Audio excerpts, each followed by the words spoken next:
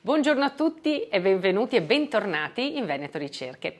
Oggi ho il piacere di condividere con voi qualche aggiornamento sulla nostra attività e soprattutto su come ci stiamo approcciando a tutto il mondo dell'intelligenza artificiale.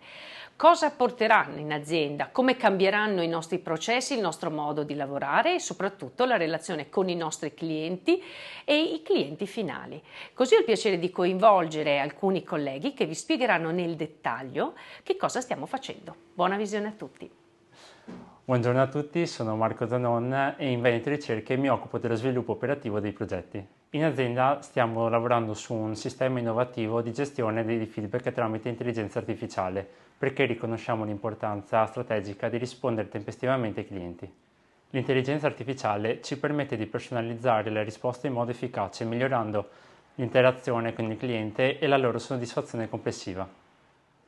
Con questa tecnologia vogliamo ottimizzare la customer experience, garantendo risposte rapide su misura alle esigenze specifiche di ogni cliente. Buongiorno, sono Adele Chiacchio, Operation Manager di Veneto Ricerche.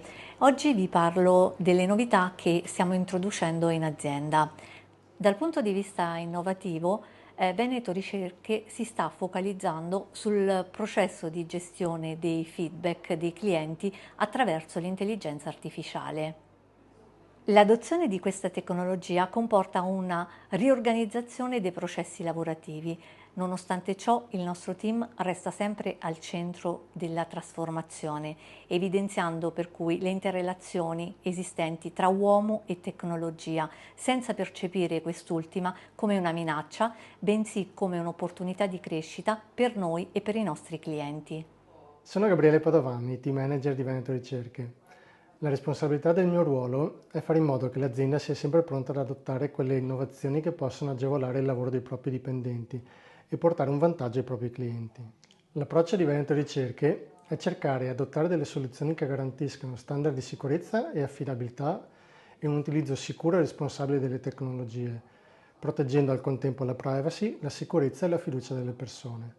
Ci occupiamo di omnicanalità e lo facciamo attraverso l'integrazione e gli automatismi sviluppati con i diversi CRM, l'utilizzo dei diversi canali di comunicazione con il cliente e l'utilizzo dell'intelligenza artificiale.